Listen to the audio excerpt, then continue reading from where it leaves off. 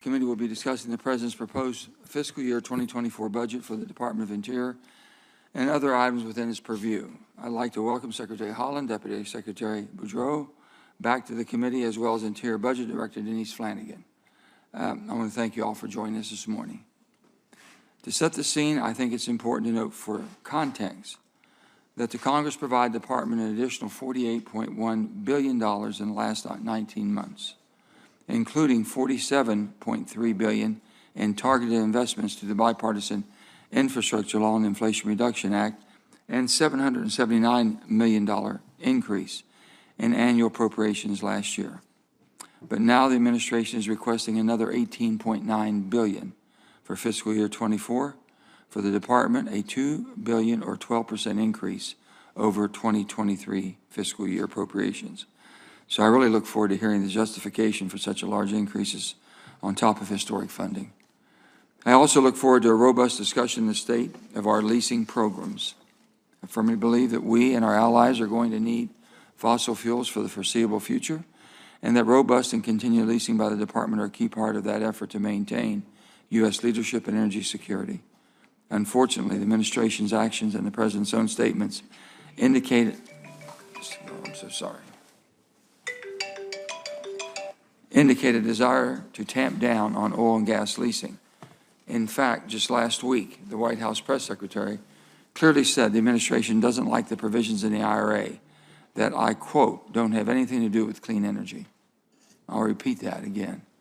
He doesn't like anything in the IRA and that he says does not have anything to do with clean energy.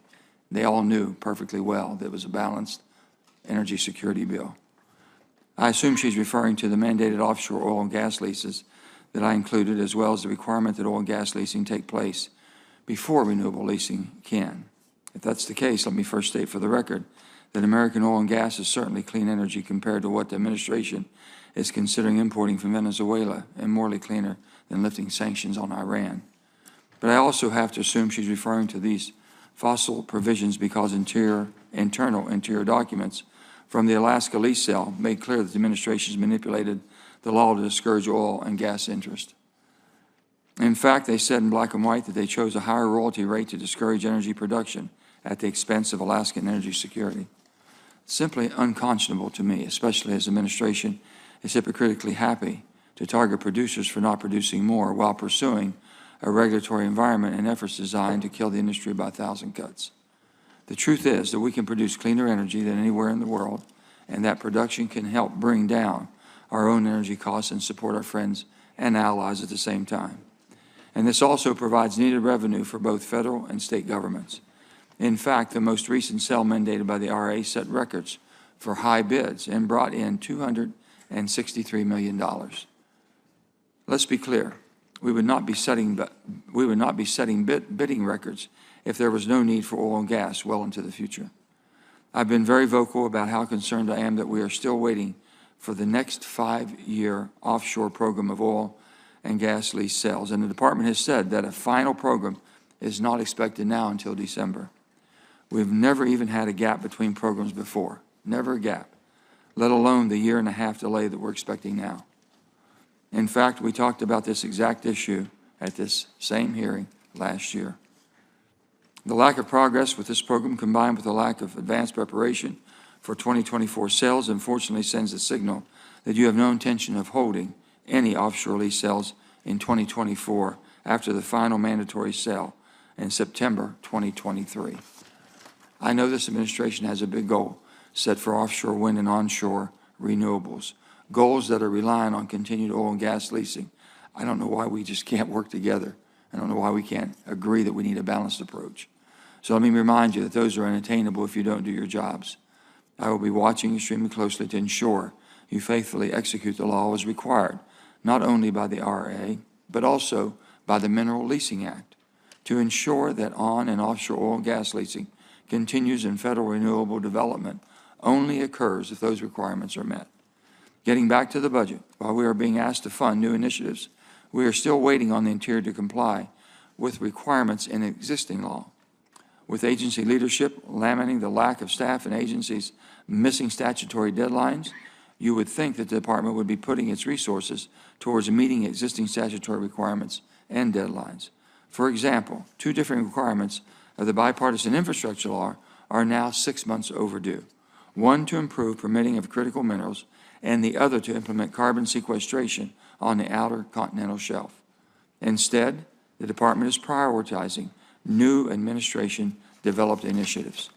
In my view, Interior's failures to comply with laws Congress has passed is not a question of funding. It's a question of misplaced priorities, or perhaps a willingness to ignore certain requirements. Madam Secretary, I raised this issue with you at last year's budget hearing. Then in December, we talked about it with Mr. Boudreau in our committee's infrastructure implementation hearing after additional deadlines had been missed. So I'm disappointed that here we are again today and having the same conversation again. And I'm eager to hear from you about how you justify this 12% increase when the department hasn't completed the task at hand, but for which funding was provided. I also look forward to talking about the department's role in permitting and changes needed to the permitting process. I think we can all agree that 5 years or more it often takes in major energy or mining projects to get a permit in this country is not acceptable. Although let me note that I was very happy to see approval of the Willow project after long last.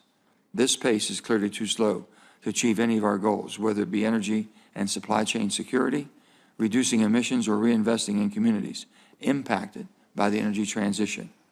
I look forward to hearing how the DOI is deploying its existing resources and current tools to help tackle this issue, while acknowledging that significant permitting reforms will have to come from Congress.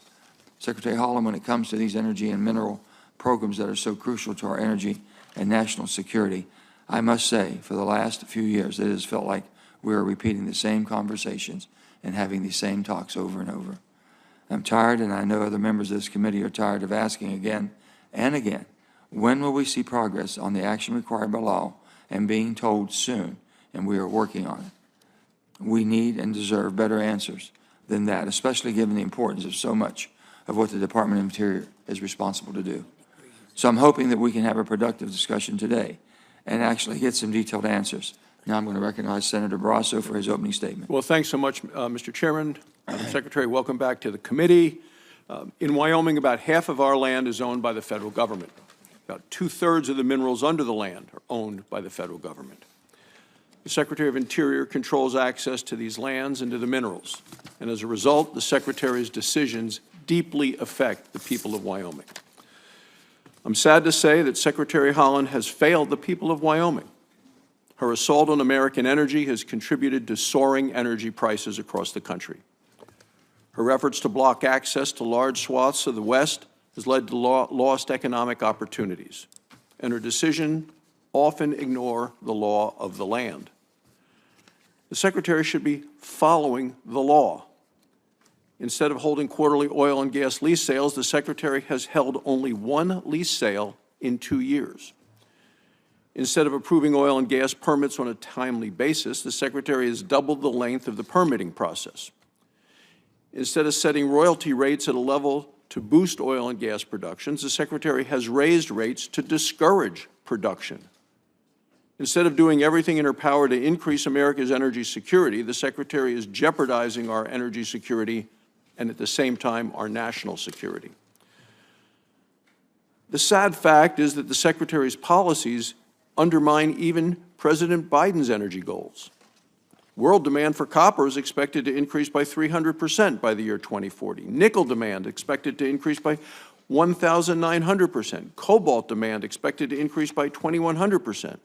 Well, much of this demand will be driven by President Biden's mandates and subsidies for electric vehicles, for wind farms, for solar panels.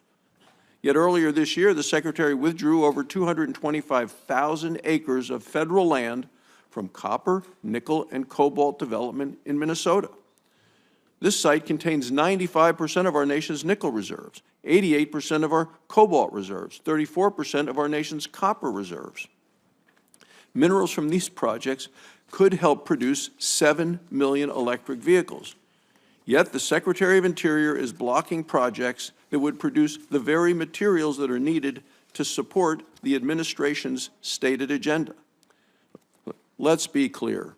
President Biden's agenda is not a transition from dirty energy to clean energy. It's a transition from American energy to foreign minerals.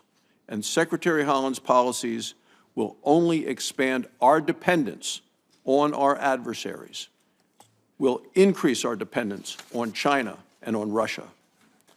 The Secretary is also attacking multiple use of the land. Multiple use is a decades-old bedrock principle of federal land management. In March, the Department of Interior released a proposed rule to allow entities to lease federal lands for the purpose, not of use, but of non-use. In other words, the Secretary wants to make non-use a use. She is calling up, down, day, night, black, white, turning federal law on its head. The Secretary is giving radicals a new tool to shut out the public. Remember, environmental radicals don't want the public to have access to public lands. Families and communities in Wyoming and throughout the West depend on access to public lands for grazing, for forest management, for recreation. The Secretary of Interior is aggressively working to take that access away from the public.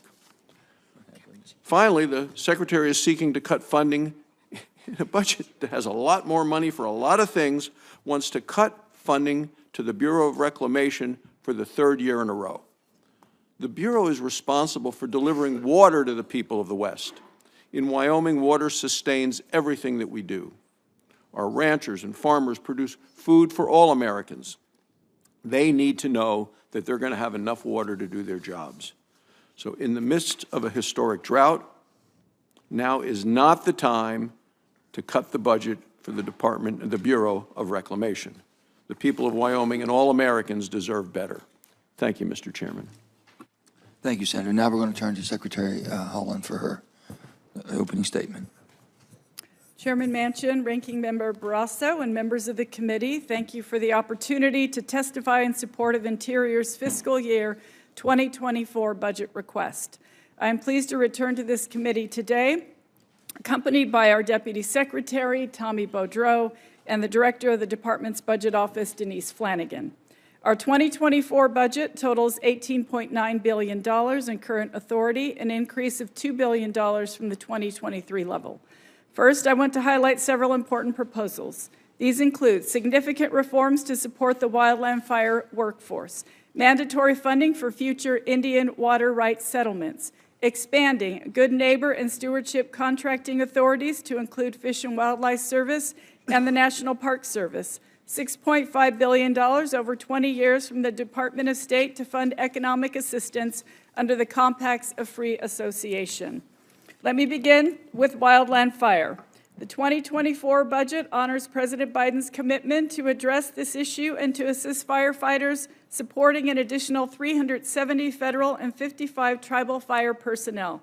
Complementing the pay reforms, we also include a $46.4 million increase for fuels management activities above 2023.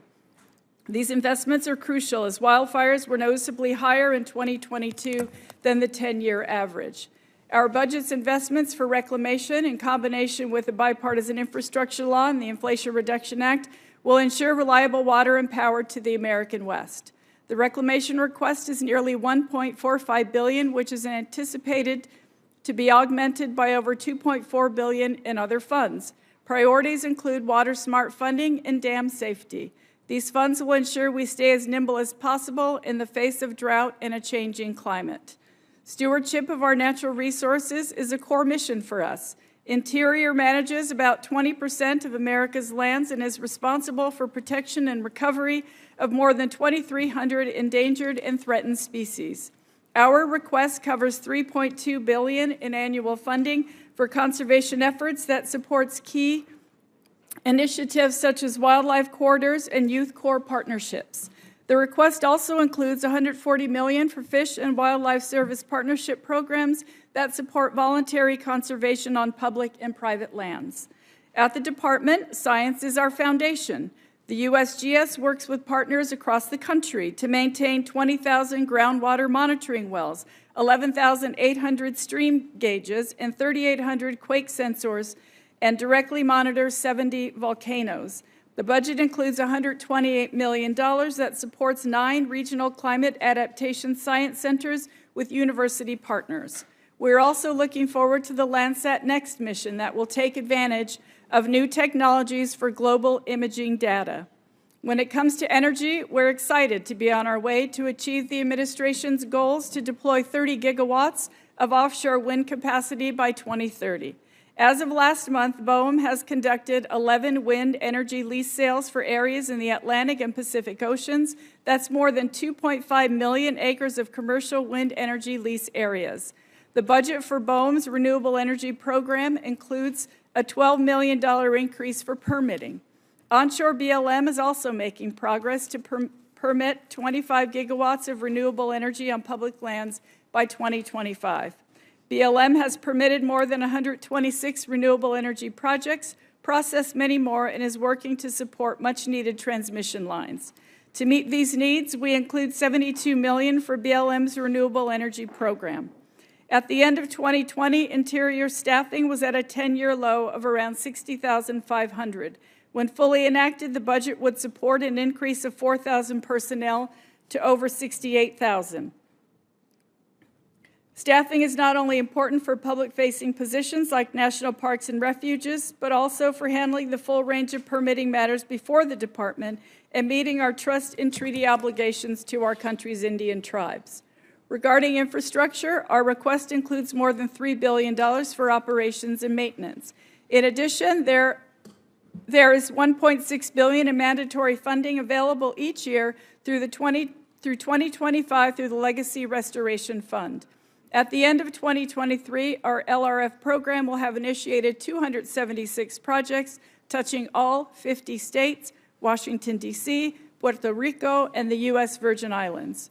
Those projects will address $3.4 billion of our deferred maintenance backlog, creating an average of 17,000 jobs each year.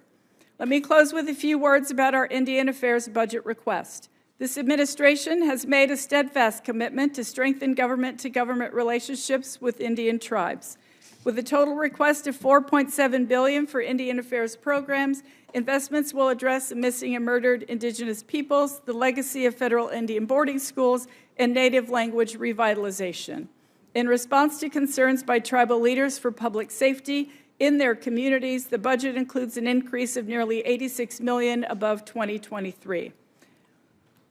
We also request $1.6 billion for Indian education programs. Notably, the 2024 request for BIE construction will support 7 school projects. Overall, the President's budget for Interior invests in programs to strengthen our nation for all Americans. We look forward to doing this work together. Thank you, and we're pleased to answer any questions. Thank you, Secretary Haaland. I'll start the questions, and my first question would be to you. I think last year we asked you to commit that the overdue 5-year leasing program for offshore oil and gas will actually contain lease sales. We still don't have the program in place, and we know that you don't plan to finalize the program until December of this year at the earliest, which is 18 months late. Additionally, the department has not started the environmental review process for the 2024 sales, which makes it very unlikely that you're going to do any leasing next year in 2024.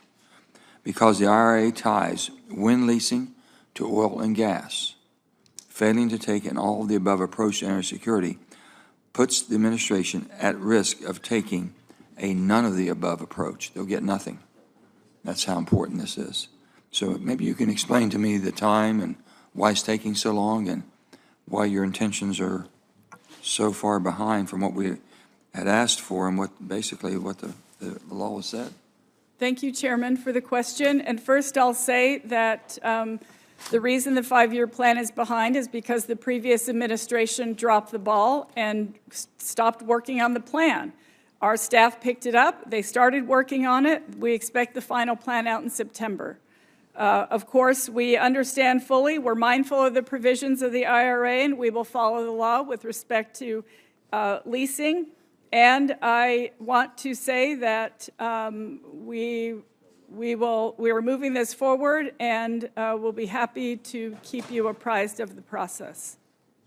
My only comment on that would be I think the previous administration still did leasing in a timely fashion, from what we understand, unless you have a different calculation of that or a different review, unless you didn't like what was done. I don't know. Senator, I was talking in respect to the 5-year plan. You asked why it was late. Okay. Permitting the Department of Interior simply taking too long both for the energy security goals and our environmental goals.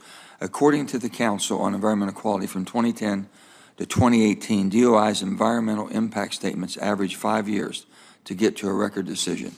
5 years.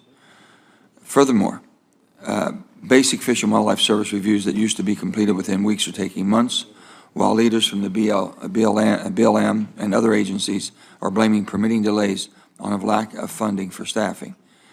The IRA allocated $150 million to Interior, specifically dedicated to permitting, on top of the $500 million in conservation and resilient funding split between the National Park Service and the Bureau of Land Management. The department and its agency also are able to access the IRA's $350 million of transferable funding from the Federal Permitting Improvement Steering Committee. Have you all spent all that money? I mean, is it all gone and you're deficient now, and that's why you're not able to do it on time? Senator, thank you for the question. And of course, we understand that permitting does take a long time. You can't just open a can and spill out a permit. It takes a lot of research and work by the career staff, and they're dedicated. You know that we have approved many, many permits since the beginning of this administration, since January 2021. There, with respect to drilling permits, the applications to drill were moved forward. There's nearly 7,000 currently unused. Do you all support, as an agency, the permitting reforms that you're hearing both sides of the aisle, Democrats and Republicans, both saying that we need? And have you all been able to give us some ideas or some support on how we can expedite this? Senator, I recognize that that's a continuous issue, and I can't speak to whether the administration supports or doesn't support. However, we will continue to do our jobs and move all of those permits forward. And we have done a tremendous amount of work. As I mentioned, there are nearly 7,000 permits currently that are unused. They kept processing permits since we came into office. Excuse me, are there any codes that we could clear up or try to change or be helpful towards the permitting process and expediting it? No matter what side of the fence you may be on, an all-in energy policy means we have to do everything. And for that, renewables are having the same challenges that fossil. And what we're needing is a way forward if we're going to do anything. Yes, thank you, Senator, or Chairman. I appreciate your willingness to help us with that issue. And of course, we'll be happy to stay in touch with your office and work together to expedite things. Senator Brasso. Thanks, Mr. Chairman. Secretary Haaland, the Mineral Leasing Act requires the department to hold quarterly lease sales in each state with federal oil and gas resources. That's one lease sale every 3 months in each state with the resources. So in the 9 quarters since President Biden took office, the department has held a grand total of 1 lease sale in each of these states, a single lease sale in over 2 years. Now, I'm glad to see the department has now announced plans to hold lease sales in the 2nd and 3rd quarters of this year. My question is, will you commit to resuming oil and gas lease sales each and every quarter going forward as required by law? Thank you very much for the question, Senator. And of course, we follow the law in everything we do. We have had lease sales. We'll continue to have lease sales. I know that President Biden believes in energy independence, and we're working toward that goal. Well, let me just point out, you just said we follow the law, but you haven't followed the law. Under oath, during your confirmation hearings, you sat here and you said, I will absolutely follow the law. But yet, for 9 quarters since President Biden took office, the department has held only 1 lease sale. So I don't know how you consider that following the law. So the question again is, will you commit to resuming oil and gas lease sales each and every quarter going forward as required by law? Yes or no? Senator, we will always follow the law with. You haven't been following the law. Yes or no, please answer the question, yes or no, will you commit, sitting here, to resuming oil and gas lease sales each and every quarter going forward as required by law?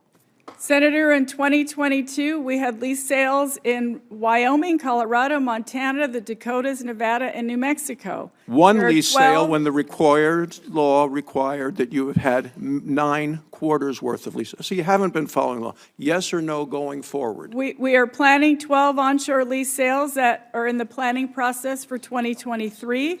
And we're currently planning multiple sales in Wyoming beginning in June, Montana and North Dakota also beginning in June, with additional sales in September and December, Utah, Nevada, and New Mexico, which could be We know what all the significant public event. land states are. That's a good list. The question is, going forward next year, will you commit to following the law each and every quarter as required by law? Senator, we will follow the law. Well, you haven't been doing it so far. Let me move on, Mr. Chairman. Last month, the Bureau of Land Management proposed a fundamental change in American land management policy. This illegal proposal, and it is illegal and it doesn't follow the law, would make non-use of lands a competing use. Your proposal would give radical environmentalists a new tool to block activities that are guaranteed in the law, such as grazing, recreation, and mineral development. Please explain why you think putting large swaths of federal lands off limits upholds the multiple use mandate in the law. Senator, thank you very much for the question. And the public lands rule is actually a proposed draft rule currently in public comment period that would essentially put conservation on equal footing with our multi-use mandate. It would not foreclose other uses of our public lands, such as grazing or mining or energy development. Well, the so-called public lands rule that you referred to is nothing more than a thinly veiled attempt to eliminate economic activities on federal lands in Wyoming and across the West, and I would strongly urge you to withdraw this disastrous and illegal proposal. Next, earlier this year, you blocked access to federal minerals in an area that contains 88% of our nation's known cobalt reserves. Cobalt's a critical mineral necessary for electric vehicle batteries. Do you know where most of the world's cobalt is mined today? I beg your pardon, sir? Do you know where most of the world's cobalt is mined today?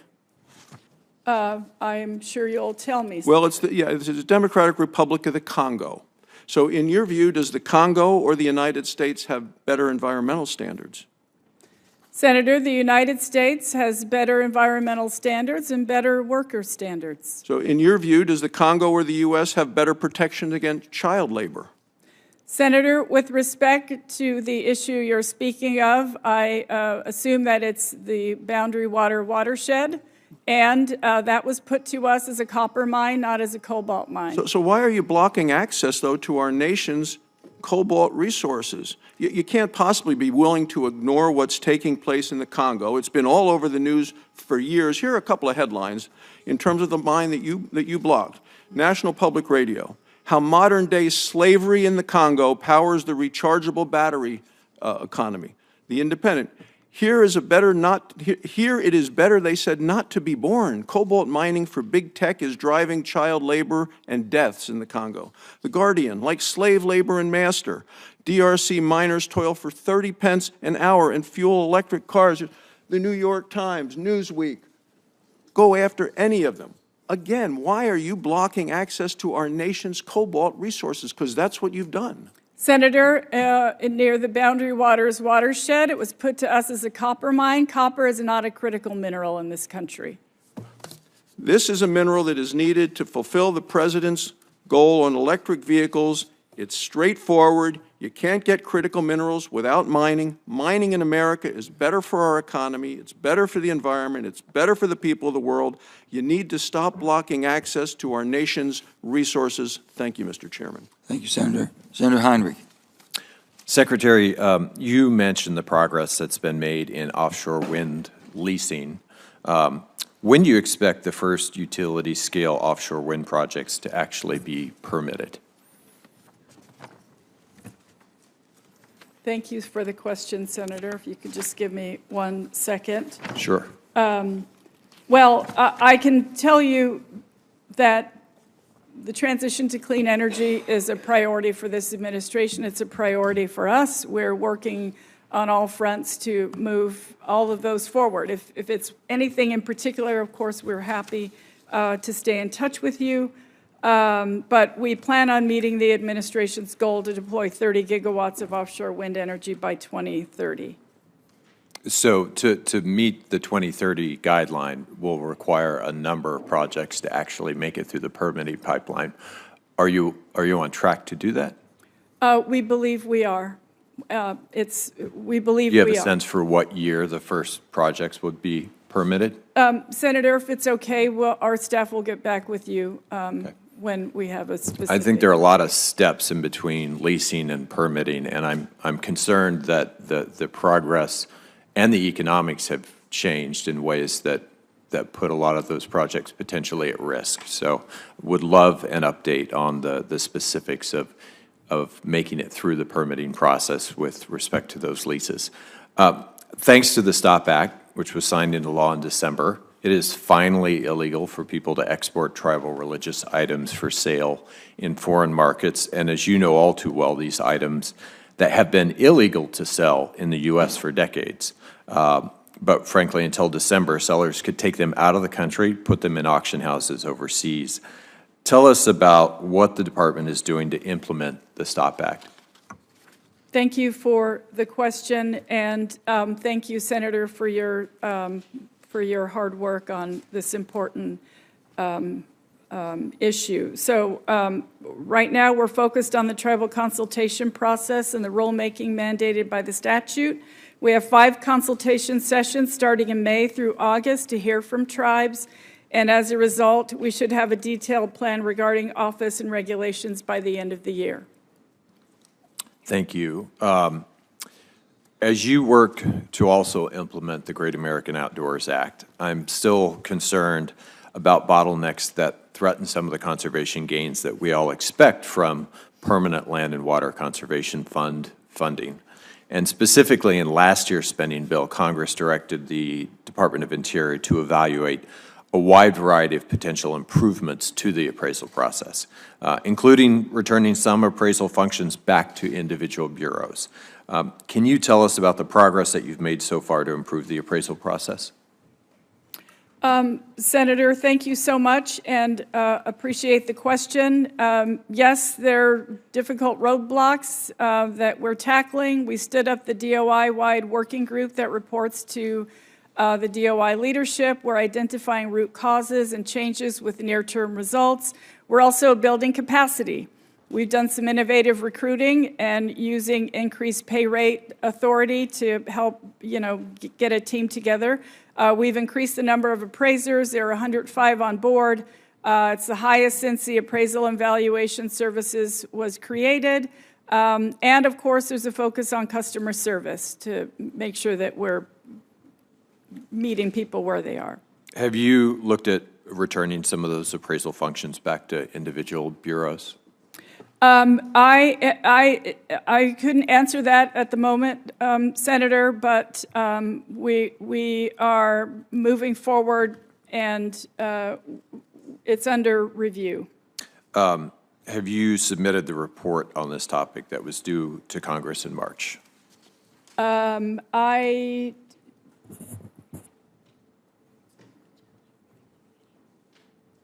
beg your pardon. We're continually briefing the committee. Thank you. We have a whole team here that does these things. Sure. We're continually briefing the committees, and we're happy to stay in touch with you as soon as it's done. That's different than we asked for a written report on this progress, or on this process. Has that been submitted to the Congress? I couldn't give you a date at the moment, Senator, but we're happy to follow up with your office. But you expect to submit that? Yes. Okay. Thank you, Chairman. Thank you, Senator. Now we have Senator Risch.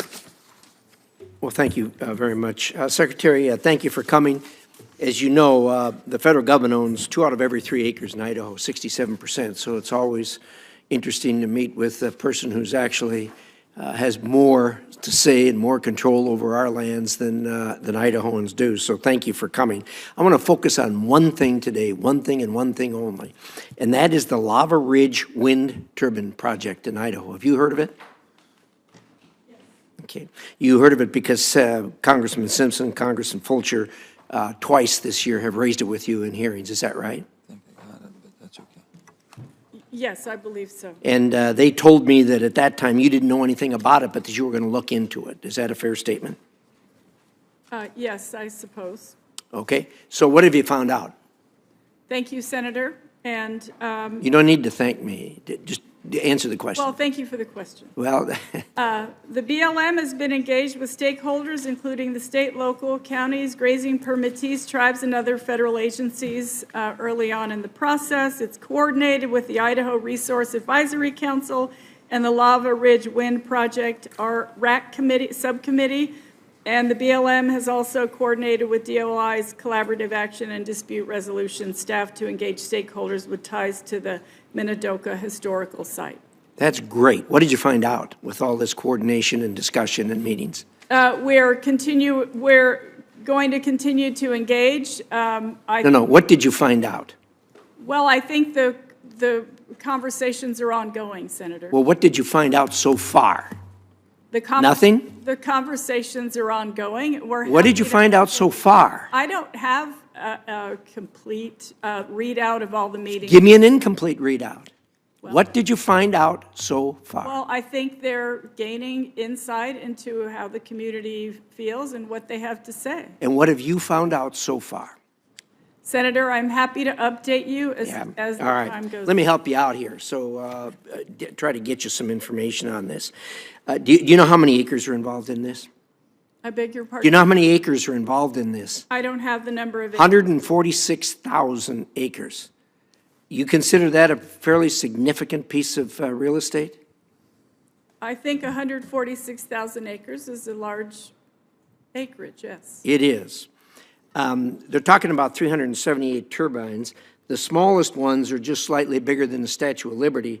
The largest turbines are, have you ever been to Seattle? Yes, sir. Seen the space tower? Or the Space Needle? I don't think I've seen Space The- Needle, but. Well, the Needle, whatever it's called, the building, the big tall building there. No, I have not. Okay. Well, the largest turbines will be 100 feet taller than this structure in Seattle. Right now I know the administration is interested in renewable energy, and I think everybody in Congress is also. This will turn out about 1,000 megawatts of power. Idaho already puts out 75% of its energy generated using renewable power. And it's a combination of a number of things, falling water, nuclear, and other things. It's stunning to us that you would think of 144,000 acres for 1,000 megawatts. And let me tell you why. We're in the next 24, 36 months, we're going to be turning on 3 small modular reactors, 36 acres. 36 acres, and it'll put out about the same as this 146,000 acres. I know you love the land. Everybody does. I want you to take a quick look at this picture of a rendering of what the landscape out there will look like. Ayla, could you hand that to her for me, please? And I want you to look at this closely. Look at the horizon where you can see these structures coming up, and tell me if that's your vision of what public lands should look like. And by the way, that's a view from the Minidoka Historical Site. Do you know what the Minidoka Historical Site is? I have not been there, Senator. Do you know what it is? It's an historical site. Well, let me tell you what it's a historical site for. It was one of the detention sites during World War II for Japanese people, of which we have a significant population in Idaho. This land means a lot to them. This is what it looks like from there. Tell me, look at the horizon and tell me, is that your vision for what public lands should look like? Senator, did you say this is a rendering? It is. So they superimpose those on? Exactly. By looking at that, you can stand at the historical site and look to the horizon and see what your, mine, our public lands will look like on this 146,000 acres, as much as if you, is that your vision of what public land should look like? Senator, I think there's a lot of visions for public lands across. No, don't give me that. Is that your vision for what public land should look like in America? Senator, we have millions of acres of public lands all over the country, and they all look different. Do you like that? Senator, I understand what you're saying. I want you to know that we care deeply about we listen to people. We get their input. I'm glad you're listening to people, because let me tell you who you should be listening to. First of all, you have a resource advisory council, a RAC committee there, do you not? Yes. Do you know what they've said about this? Your council, you know what they said unanimously about this? Please tell me, Senator. Don't do it. We have a legislature in Idaho, Republicans and Democrats. They passed a resolution in both the House and the Senate, unanimously bipartisan. You know what they said? Don't do it? You got it. That's exactly what they said. There's a resolution by the 7 Idaho counties that are involved in this. All 7 of them passed a unanimous resolution. You know what they said? Don't do it. There's been letters signed unanimously by the Friends of Minidoka and the large Japanese-American community inside and outside of Idaho. And you know what they said? Don't do it. You've received a letter from myself, the governor, the rest of our delegation, and we've said the same thing. Don't do it. Senator. So let me close with this. Don't do it. Thank you, Mr. Chairman. Thank you, Senator. Appreciate it. Senator Hirono. Thank you, Mr. Chairman. Secretary Haaland, I first want to thank you for the department's financial support to help save Hawaii's remaining native forest birds. I am hopeful that the strong partnership with federal, state, and nonprofit partners will advance key actions to prevent the extinction of these culturally and ecologically significant birds. In the last few months, there have been many hearings in the state legislature relating to the efforts to save our endangered birds, and this engagement of our local youth and Native Hawaiians in particular has been very important. It's been very moving, because these are young people who are passionate about their desire to save these remaining native birds. So as DOI looks to fiscal year 2024, can you talk briefly about the department's plans and resources needed to continue supporting these efforts?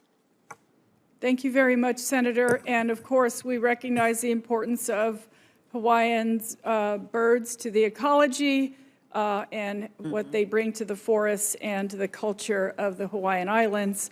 The bill funding has been critical for this effort to prevent the extinction of birds imperiled by avian malaria. And so, further support of the work we're doing will allow us to move forward with the multi-agency strategy to address this disease. And coordination among federal agencies and with the Native Hawaiian community, the state of Hawaii, and other partners is critical to finish this job. Thank you. So what I'm hearing is you will have pay continued attention and provide support for saving our endangered birds. Yes. I am working with my colleagues to ensure that the compacts of free association for the Marshall Islands, the Republic of Palau, and the Federated States of Micronesia are in place before financial support begins to expire at the end of this fiscal year. And I note that your testimony mentions the importance of this financial support. I'd like to point out, though, we also need to restore in the compacts the ability of the compact citizens who are living in our country throughout our states, not just Hawaii, but in Arkansas and other states throughout our country, that we need to restore access to federal benefits for these COFA citizens. And I'd like to have that restoration language put in the compact. So this is not just funding the compacts to the countries themselves, but also to provide, to enable the citizens living in our country the kind of support that they should be entitled to. So I'd like to work with you on making sure that this language is included in the compacts, which, by the way, is critical to our national defense. And DOD is well aware of how important the compacts are to our own national security. This is a situation in which there are 3 agencies that are involved. That's Interior, because it's our committee that approves these compacts. Then we have the DOD, which is the major beneficiary, not to mention our country, beneficiary of the national security provided under these compacts, and then the State Department. And that is why all 3 administrative agencies need to come together to restore the eligibility for the social services programs that are so important. So I'd like to be able to work with you to talk with you about how we can go forward. I also wanted to thank you for your commitment to engaging with the indigenous communities, including the Native Hawaiian communities, and in particular, the recent announcement from the Department's Office of Native Hawaiian Relations that another $1 million will be available for Native Hawaiian organizations to utilize through the Heritage Opportunities in Hawaii Grant Program. And this program is designed to enhance the tourism industry with the vibrant aspects of the Native Hawaiian community in a sustainable and equitable way. I know that you know how important tourism is to Hawaii's economy, but I also know that so many of the tourists who come to Hawaii very much appreciate their ability to experience the Native Hawaiian culture. And so while we need to work to enhance our support for tourism, this has to be done through a lot of sensitivity to the interests of the Native Hawaiian community and also our environment. And I'd like to ask you to continue to make sure that those aspects are very much paid attention to as we go forward. Thank you, Mr. Chairman. Thank you, Senator. Senator Daines? Chairman, thank you. Grizzly bears have now exceeded recovery targets in both the greater Yellowstone ecosystem and the Northern Continental Divide ecosystems, and bear numbers well over the objectives set by the U.S. Fish and Wildlife Service. Grizzlies are ranging farther off the Rocky Mountain front into central Montana, where they haven't been seen for over a century. It is past time to celebrate this recovery, delist the bears, and return the management back to the states. Fish and Wildlife Service scientists have twice found that the greater Yellowstone ecosystem bears have recovered and delisted them, but courts have prevented delisting from going into effect. Secretary Haaland, I'm confident that the career scientists will find yet for a 3rd time in just the past 17 years that the greater Yellowstone bears have recovered. When that happens, will you support legislation to codify the Fish and Wildlife Services delisting to prevent legal uncertainty? Thank you for the question, Senator. And as you said, the courts require us to look at the species population as a whole, and even though they have recovered in some areas, it's not true for every area. So the question grizzly bears specifically, are. the question specifically was the greater Yellowstone ecosystem. Well, it's good news that yes, the grizzly bear is recovering, as I said, in some areas. Wait a minute, I want to say recovering. Have the grizzly bears, have they exceeded the target in the greater Yellowstone ecosystem, the populations? Senator, yes, as I mentioned, the grizzly bears are recovering in some areas, in other areas they're not. That requires us to look at the grizzly bear population as a whole. I understand, but you're not answering my question. The specific question is the greater Yellowstone ecosystem, and you said they have recovered. So given that we agree that they have recovered, will you support legislation to codify Fish and Wildlife Services delisting to prevent this legal uncertainty? Senator, we will follow the science and the law. I know Director Williams and her staff take this role very seriously. Also, the Endangered Species Act has been a lifesaver for many species. We'll continue to follow the science and the law with respect to grizzly bears. Okay, well, I'm glad we agree that the grizzlies have recovered in the greater Yellowstone ecosystem.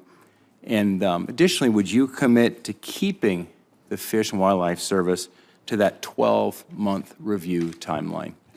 I will be happy to update you on any reviews that the Fish and Wildlife Service are responsible for. So my question was, will They you work commit very to the hard. 12-month timeline, Melinda? Would you commit to working together to get that done in 12 months? I know they work very hard to meet their So that's not an obligations. answer. Will you commit to the 12-month timeline that's been laid out by statute? Senator, we work very hard to meet our timeline. That's not an answer, and Secretary commit Haaland. to I'm the saying, would you science commit and to the that? law. It's just to work together to meet the 12-month statutory timeline.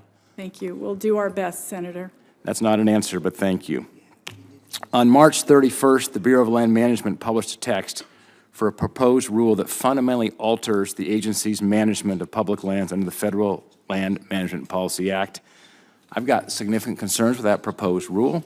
It would hurt Montanans by threatening multiple uses such as ranching, mining, logging, and outdoor recreation that are all part of our Montana way of life. Conservation is vital, but this proposal hinders conservation by rushing forward with ill-conceived, vague, and rather opaque plans. My question is this: grazing on federal lands provides billions of dollars each year in ecosystem services, wildlife habitat, recreational opportunities, clean air, clean water, things that certainly can be quantified.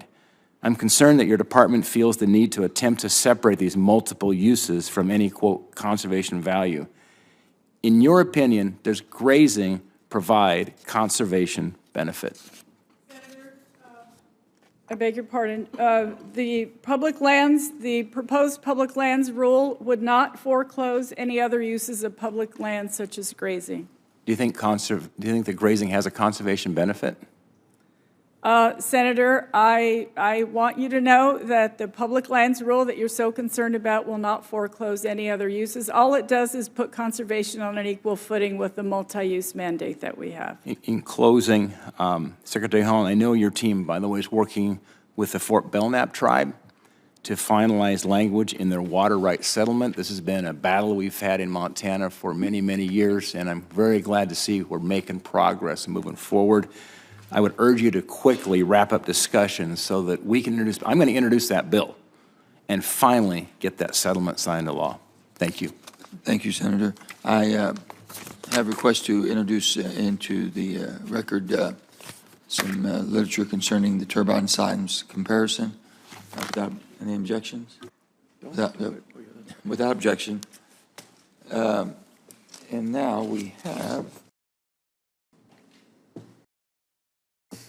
Senator. Thank you, Mr. Chair. Secretary, thank you for the delegation nation of it was great to be there.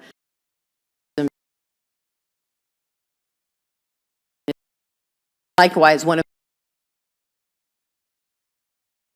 in has tribal nations needs, but also to advance their priorities around protection of places of cultural and historic importance. Last week, on April 26th, I sent you a letter along with my fellow Nevada Senator Jackie Rosen in support of the proposed Basawabi or Swamp Cedars National Monument. For years, areas in this area for our tribes is a site of extreme significance, where nearly 1,000 of their ancestors were killed during the 19th century massacres that took place during religious gatherings. It's also home to the sacred and ecologically unique grove of juniper trees in our state. I support creating this monument, but I will note there are existing land use conflicts that will require engagement with all of the impacted stakeholders, including those with interest in renewable energy development, transmission, grazing, water rights, and others. My question to you, Madam Secretary, will you join me in supporting this monument, and will you work with me and my constituents in determining how best to preserve and commemorate this sacred place. Thank you very much, Senator, for your support of Indian country in Nevada. And yes, we're going to give this our close attention. Thank you for the letter. And we'll learn more as time goes on, but certainly, as you know, with the VQMA, the best conservation is community-led conservation, and so we're going to have all those conversations and make sure that we pay close attention. Thank you. I appreciate that. And thank you again. Listen, we're not going to always agree on everything. Of all of the western states, over 80% is owned by the federal government. We have to work together. And I think there is an opportunity for us to work together, but I'm also going to challenge you when I disagree with the BLM. But I think we can be civil and do so without being condescending or badgering. I also think that for the purposes that you are dealing with right now, it must be challenging, or I would say you have whiplash, because I hear from my Republican colleagues about the importance of the Biden's clean energy economy when they didn't support the legislation in the first place. So I appreciate what you're trying to do. I am going to hold you accountable where I see that you should be. One of those is areas where Senator Daines just talked about, which is the conservation lease rule in grazing. As you know, there's a lot of grazing in Nevada.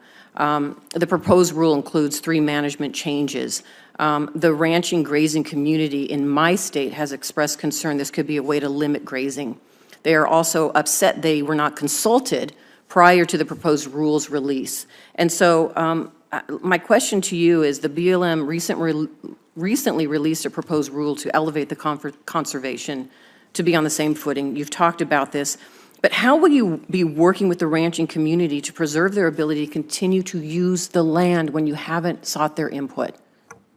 Senator, as you know, it's a proposed and a draft rule. Currently, it's under public comment, and so we expect all of, everyone to comment if they would like to. It is not a final rule by any means. And as I mentioned earlier, it would not foreclose other uses of the multi-use mandate for public lands, and grazing is one of those. Well, and I am going to be watching and holding you accountable to that. Absolutely. Because it is such an important issue in my state, across the West, as you have heard, and we have to make sure our cattle ranchers and our ranchers and farmers, their voices are heard, and their businesses are not going to be limited in any way whatsoever. Yes, and Senator, if I could say, of course, the work that they do is contingent on a healthy ecosystem. They need a healthy grass to grow if they want to move their businesses forward, and we recognize that as well. And thank you, because I know of the ranchers and farmers in my state, they are environmentalists for the very reason that you just said. They know the land better than anyone, because they live off the land and have for generations, so thank you. One other area I want to talk about is, in the past, the Interior Department has wasted a considerable amount of time and resources on oil and gas leases that generate little returns for American taxpayers. I know the department has issued guidance on how BLM plans to implement reforms to the oil and gas leasing systems from the IRA, some of which are expected to cut down on wasteful leasing practices. Yet, as the current system still stands, 90% of the federal lands and minerals that BLM manages across the West are open to oil and gas leasing, and yet a vast majority of those lands have little to no potential for oil and gas development. This conversation that I constantly have with BLM, they're wasting their time on some of these claims that there's oil and gas when we know there's not, when the resources could be put somewhere else. So as DOI moves forward with the proposed rulemaking, how do you plan to address the availability of land with low development potential for leasing? Senator, thank you for the question, and of course, this is an important issue. We're implementing the provisions in the Inflation Reduction Act, like fee on expressions of interest. So if you charge people for an interest, an expression of their interest, they're going to think twice about, having it all. So we feel that will help to reduce the speculative leasing that is happening. Thank you. Thank you, Senator. Senator Hoeven. Thank you, Mr. Chairman. Secretary, I'd like to pick up on a question that Senator Cortez Masto just asked you. She asked, why spend time on land, BLM land, with federal lands that have low potential for leasing for energy development? So I'm going to ask you the other side of that, the converse. Why are you blocking development on land that has high potential for energy development? right now, you've issued a draft resource management plan that affects my state of North Dakota. It will block 45% of the potential federal oil and gas acreage and 95% of the federal coal acreage. So, she asked the question, well, why would you waste your time on lands that aren't going to be leased for energy? But why are you blocking the development on lands that can produce energy at a time when gasoline prices are higher and we need more electricity and more baseload dependability for our grid? And you're blocking the federal leases that we need to produce that energy. Why is that?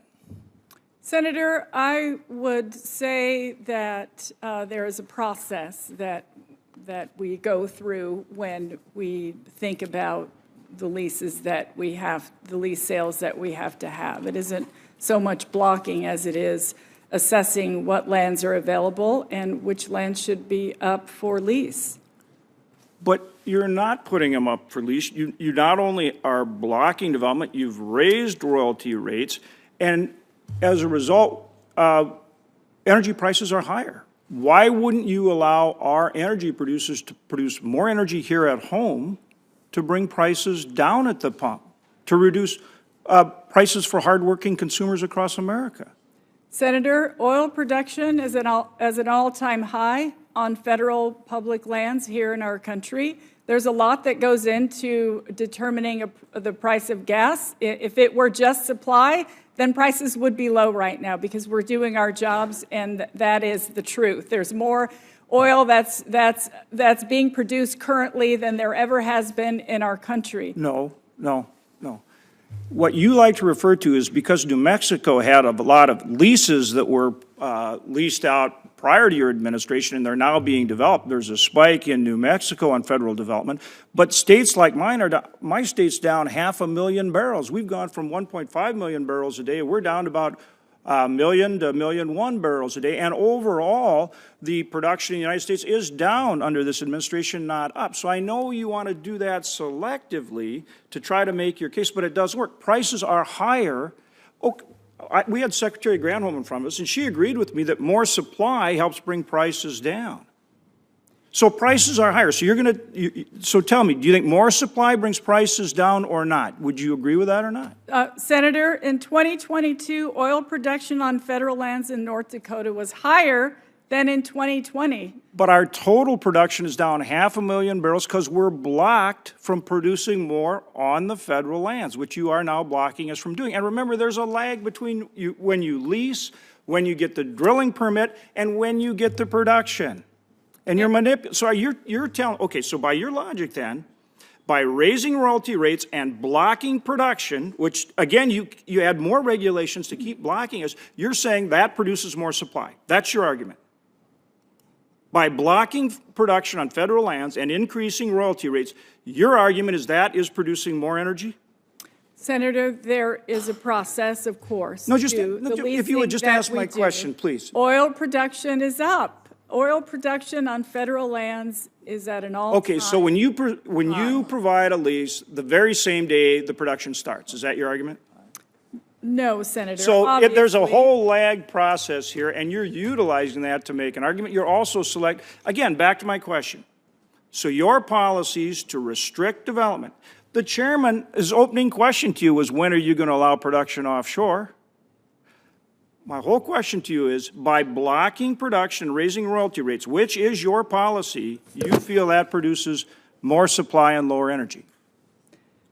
And the corollary, and actually, now this time if you would please answer the question, and also, would you rather get that energy here at home, where we have the best environmental standards, or would you rather continue blocking it here at home and get it from places like Venezuela and other adversaries like in OPEC? Senator, as I mentioned earlier, there are nearly 7,000 permits across the country that are not being used.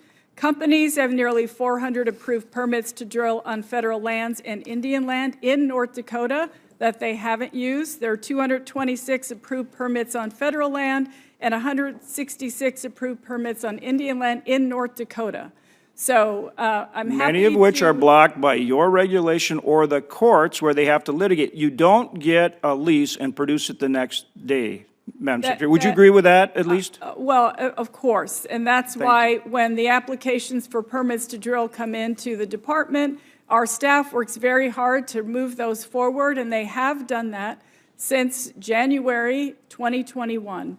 They have moved those applications forward, and that's the reason why there's nearly 7,000 unused permits in our country. Then why are energy prices higher at the pump? I think there's a lot that goes in to determine the cost of gasoline, But the Senator. I consumer think still- you know that as well. The consumer still pulls up that pump and pays a lot more, and we need And I more feel, supply. and I understand, I raised my child as a single mom. I know what it's like to not have enough money to either pay your rent or pay your student loans or buy groceries. I get that. And that's why we're working hard at the department to move our goals forward, to move these issues forward. There are 226 approved permits on federal land in North Dakota. Mr. Chairman, one final question. A federal district judge has now ordered that you continue lease sales on a quarterly basis. Are you going to do it? He's ordered you to continue the quarterly lease auctions that you are holding up. Will you comply with the court order? Senator, we will follow the law to the best of our ability. Thank you. Senator King. Thank you. Madam Secretary, first I want to compliment the guy who's sitting to your right, Deputy Boudreau, who was in Maine over the weekend, and through the implementation of the Great American Outdoors Act to celebrate the building of a maintenance shed at Acadia National Park, which was desperately needed, a maintenance building, I should say, much more than a shed. But the point being, maintenance is important. And one thing that worries me about the National Park budget, as you know, we passed the Great American Outdoors Act, and it was an incredible accomplishment to buy down the deferred maintenance in the national park system. My concern is that although the budget seems to be moving slowly in the right direction, we're still way under where we should be in terms of maintenance funding. The rule of thumb in industry is you should be setting aside for maintenance 2 to 4% of your asset value. I think the National Park Service is at 1% maybe. So I just commend to you for future budget consideration. We can't pass a Great American Outdoors Act every 4 or 5 years. We've got to have, we can't keep digging the maintenance hole deeper. I hope that you'll join me in being committed to that, to maintaining our public facilities rather than hoping to bail them out every so often. Yes, of course. Having a handle on the backlog is certainly important to us. It's critically important. In fact, I'm happy that Tommy was there. He actually stayed a little bit longer than he anticipated because of the plane situation. Well, that's because he saw what a spectacular place Acadia National Park is. But yes, the deferred maintenance backlog for last year was approximately $30 billion, and that is a decrease of $778 million from the year before. We know it's still significant, but we're working at it. Well, my suggestion is stop digging the hole by adequately funding maintenance on an ongoing basis. That's important. The second issue, and I think the chairman may have touched on this, permitting reform. We're not going to achieve our clean energy goals without permit reform. The Inflation Reduction Act cannot be implemented as long as environmentally sound projects are being in an endless cycle of permitting hell. I hope that the administration will join us, as many of us are working on permitting reform, not to lower the environmental standards, but to develop practical, realistic processes to accelerate the process, deadlines, meaningful deadlines, shorten, and having one agency in charge. Are you committed, or will you join us in an effort to achieve environmentally sound permitting reform in order to achieve long-term environmental goals? Absolutely, Senator. Thank you. We're really working to do things in the right way and, of course, comply with our obligations at the same time. And we do that by making sure that folks are at the table from the beginning so that we don't have to go back and correct something. That's been my experience, is if people are at the table early and you can resolve these issues, then the process can continue in some kind of rational time. We're in a race with climate change, And we can't afford 10 or 15 years to permit a transmission line or a pump storage project or other environmental projects. What worries me is that we're viewing permitting over here in a kind of traditional way without being cognizant of the fact that in order to get where we want to get environmentally, we have to build things. And that's not the mindset that's been historically. So I hope you will work with us on this. I think it's critically important, again, to get to a clean energy future. One quick question. The RISE Act, which talked about the allocation of offshore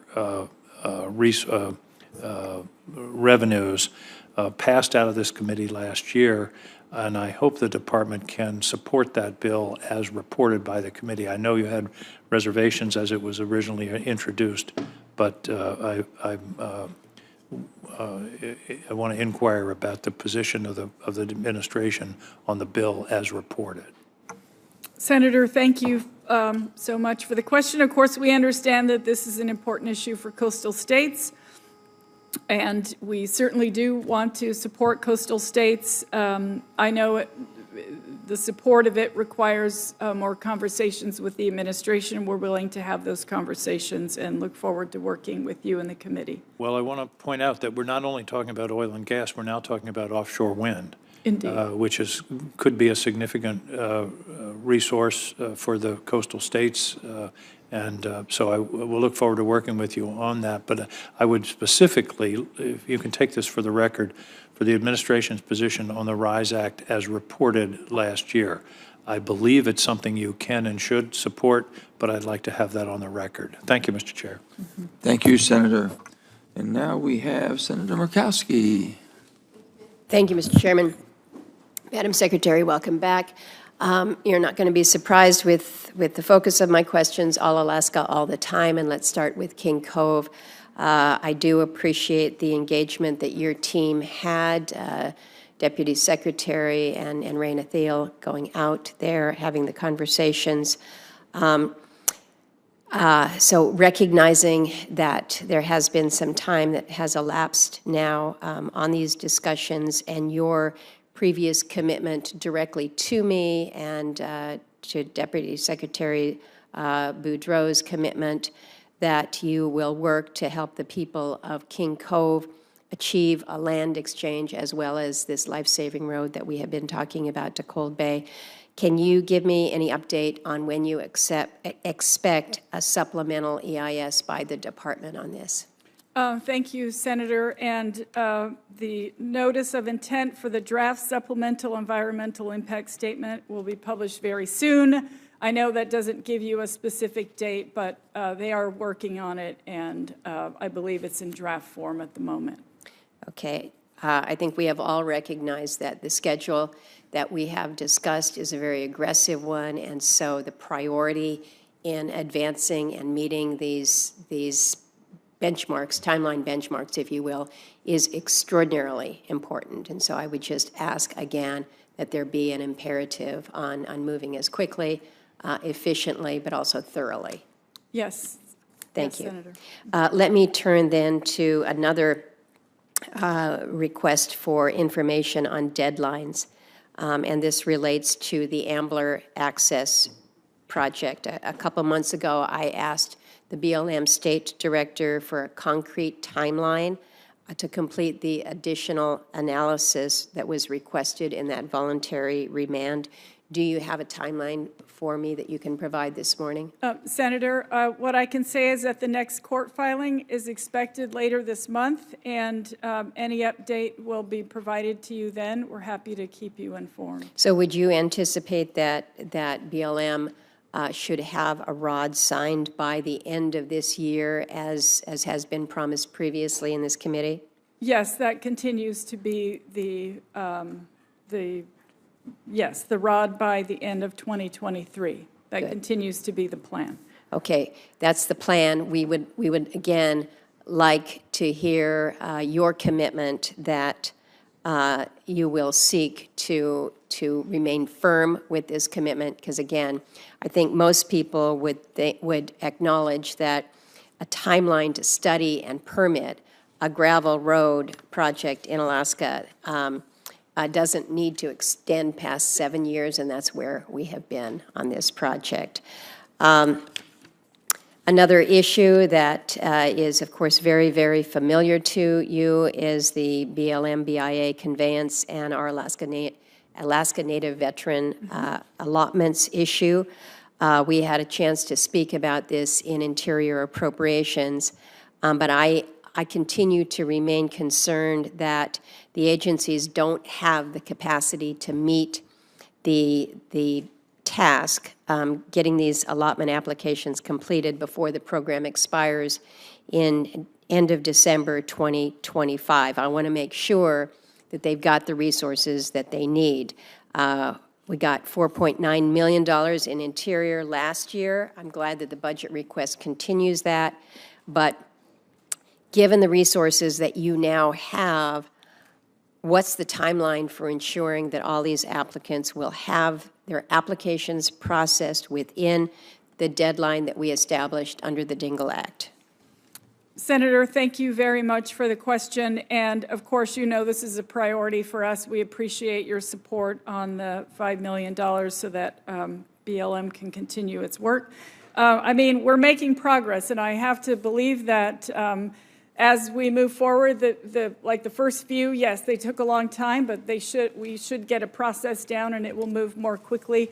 The Department of Veterans Affairs is helping us to locate veterans that we haven't yet had a chance to locate because of their contact information is not correct. And so currently there are in process 266 applications have been received. There are 95 in the survey process currently. We've issued 8 certificates already, and we're working with Veterans Affairs to get the contact information for 371 eligible veterans. Well, there's some 2,900 veterans that we're focused on. I think you recognize that the number that is out there versus the number that have actually received their full allotments, it just doesn't measure up. And as we all know, our veterans are aging and passing. And so making sure that, again, there is an imperative to this. And my voice is calm, but you know, and I hope you feel it in your heart, that this is one where we have failed our veterans. And it's not just this administration that has made multiple promises, it's other administrations before, and we have failed our veterans in being able to keep this commitment to them. And so every day is important. Every dollar that we send this direction to get these agencies moving on this is important. And so I keep asking it, we keep pressing it as a delegation, we keep hearing commitments, but we need to get these veterans their due. Thank you, Mr. Chairman. Thank you. And we have Senator Hickenlooper. Just in the nick of time. Thank you, Mr. Chair. Barely. Secretary, thank you again for being here, and thank you for all your work. As you know too well, the Colorado River Basin is experiencing what some people call a 23-year drought. I think some of the sedimentary records from the Grand Canyon demonstrate that we've seen less rain, less precipitation accumulation in the last 22 years than we have seen in almost 1,200 years. So it's more than just a drought. We appreciate the attention that your entire team has given. Even with the great snowpack we've had this year, I think we still can't take our foot off the pedal. We need to tackle this head on and try to make sure we adjust this imbalance between supply and demand. Your department recently released a draft document overviewing options on how to manage the water shortages through 2026. And I want to commend Camille Tutin and her entire team in reclamation. They've really been remarkable and have been everywhere all over the Southwest. Deputy Secretary Boudreau framed these options as bookends, which I thought was excellent. that set the stage for the dialogue between the basin states. I think a negotiated settlement where we can get to a seven-state solution is critical to make sure we avoid what would become endless litigation. So how are those discussions going? I realize that you have a million different things going on at once, but I think within a broad brush effort, I wanted to have you bring us up to date. Senator, thank you very much. As you know, we're committed to pursuing a collaborative and consensus-based approach. That's been our process so far. If it's okay with you, because Deputy Secretary Boudreau has worked on this issue, I've charged him with it. If it's okay if he answers a question, I'd be happy for him to. Absolutely. Yeah. Thank you, Secretary Haaland. Thank you, Senator Hickenlooper. You put it exactly right. The supplemental EIS has a number of purposes, including providing context and impetus for those negotiations, which I'm encouraged by. The talks continue. I'm flying out along with Commissioner Tootin to Phoenix tomorrow to continue those discussions with the lower basin commissioners. And so a lot of work to do. These are difficult issues, as everyone knows, but I'm optimistic that we can get to consensus. I've been delighted to see you being able to keep everyone at the table and everyone with a positive attitude. I think that's a key. I've got two questions. Hard to pick which one I'm going to go with because I've wasted too much of my time. Let me go to our iconic landscapes in the West, well, across this nation, but certainly in Colorado, we've drawn in recreationalists from across our state and our nation and the world. And your department plays such a critical role in this. We obviously want to promote access to Colorado's beautiful lands. We also want to ensure that those access points are properly staffed and maintained. We know the National Park Service has faced serious staffing challenges in recent years. And for the staff that you have, finding housing is often a real challenge. What are you doing to ensure you have the workforce in place to properly manage these vital lands? Thank you for recognizing that, Senator. And as you know, since COVID, the visitors on our national parks and public lands has really exponentially increased. So yes, having the proper staff is important. We're working on that. And of course, that's the importance of our budget, to hire more staff across the department and certainly in our national parks. We also, let's see, the budget includes $117.8 million across multiple initiatives to support more than 600 additional full-time equivalents, including more than 400 to build park capacity for natural resource stewardship, address new and critical responsibilities at parks, and support the U.S. Park Police operations, which is incredibly important to all of our national parks. So we have a plan. I appreciate the able support on short notice. That's what I call great staffing. I have a couple more questions on wind, which I'll submit to the record, and you can answer in the future. Thank you very much. Thank you. Thank you very much, Mr. Chairman. Thanks to the witnesses for being here. Secretary Haaland, if I could just start with you, I want to ask you about this memo from the Bureau of Ocean Energy Management that leaked a few weeks ago that suggests that your department, I'm looking at the memo now, that suggests that your department has been prioritizing a climate change agenda over energy security in this country. And I just want to get to the bottom of this and see if this is true. The memo concerns Lease Sale 258 in Alaska, the Cook Inlet project, and I just want to quote from the memo, which I have in front of me. If the Cook Inlet prospect would be developed, there would be additional government revenues and greater energy security for the state of Alaska. The memo goes on. Nevertheless, it's quite a transition. Nevertheless, because of the challenges facing the nation from climate change, BOEM is not, the Bureau of Ocean Energy Management is not recommending this option And what the memo says is that the government ought to charge 18.75% in royalties, the maximum take allowed under the law, instead of a lower rate that would actually lead to more development. Now, did you agree with this analysis? Senator, thank you for the question. And of course, royalty rates are such that because our public lands belong to every single American, that Americans should get a fair return on the land that that is used for this purpose.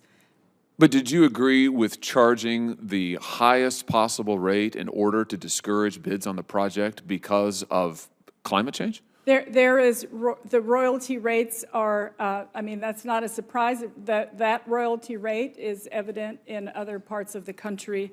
And I will say that with respect to our Principal Deputy Assistant Secretary, that is her department, that is her bureau, and I honestly, she takes care of that.